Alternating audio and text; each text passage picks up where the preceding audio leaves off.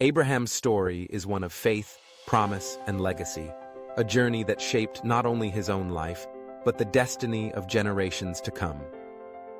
As we open to Genesis chapter 25, we find ourselves at the closing chapter of this remarkable man's life.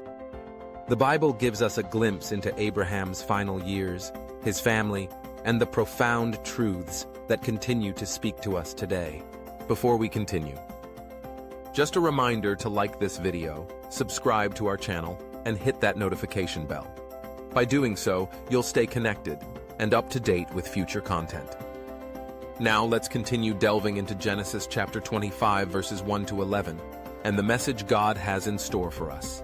After the death of Sarah, Abraham's beloved wife, the scripture tells us that Abraham married again. Her name was Keturah, and together they had 6 sons: Zimran, Jokshan, Medan, Midian, Ishbak, and Shuah. For those reading this for the first time, this detail may come as a surprise. After all, so much of Abraham's story has focused on the promise of Isaac, the long-awaited son born to Sarah in their old age. But here, in these brief verses, we see that Abraham's family was larger and more complex than we might have expected.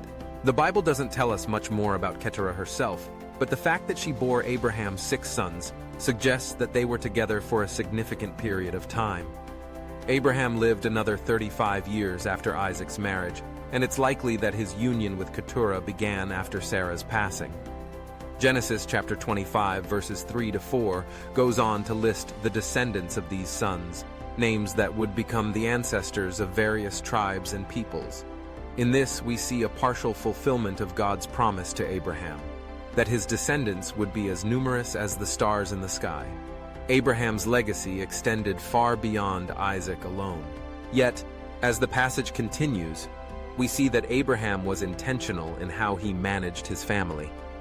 Genesis chapter 25, verses 5 to 6, tells us that Abraham gave gifts to the sons of his concubines, but he sent them away from Isaac, eastward, to the land of the east. Isaac alone received Abraham's inheritance. Why did Abraham do this? It was not out of favoritism or neglect, but because Abraham was stewarding the promise God had given him. God had made it clear that the covenant, the special relationship and blessing, would pass through Isaac and his descendants. Abraham's actions ensured that there would be no confusion about the line through which God's promise would continue. This moment in Abraham's life is a powerful reminder of the importance of both God's faithfulness and our obedience. Abraham had waited decades for the birth of Isaac, trusting in God's promise even when it seemed impossible. Now, as his life draws to a close, Abraham continues to trust God's plan, not just for himself, but for the generations to come. The story then turns to the death of Abraham. Genesis chapter 25 verses 7 to 8 records that Abraham lived to be 175 years old, a good old age, full of years, and satisfied with life. It's a beautiful testimony to a life lived under the blessing and guidance of God. Abraham's journey had not been without its trials and failures, but through it all, he had walked with God, learned to trust him, and experienced the fulfillment of promises that once seemed distant. But perhaps one of the most touching moments comes as Abraham's sons gather to lay him to rest. Genesis chapter 25 verses 9 to 10 tells us that Isaac and Ishmael, the 2 sons whose relationship had been marked by tension and separation, came together to bury their father in the cave of Machpelah, the family burial site Abraham had purchased for Sarah. The Bible doesn't tell us what words were exchanged or what emotions were felt in that moment, but we can imagine the weight of grief, memory, and perhaps even reconciliation. Ishmael, the son born to Hagar, had been sent away years earlier, yet here he stands alongside Isaac, united in honoring their father. It's a poignant reminder that even in families marked by conflict or distance, there can be moments of unity and healing. The death of a loved one often brings people together, prompting reflection, forgiveness, and sometimes a fresh start.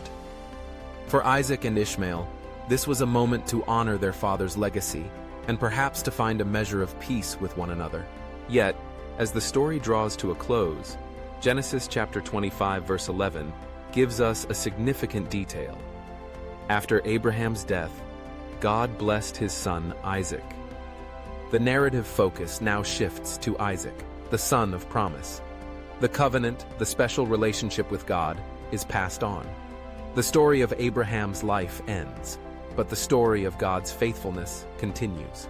As we reflect on Abraham's life and legacy, there are important lessons for us today. First, we see that even the best life, lived under God's hand, eventually comes to an end. Abraham's days were full, his journey remarkable, but he was still mortal.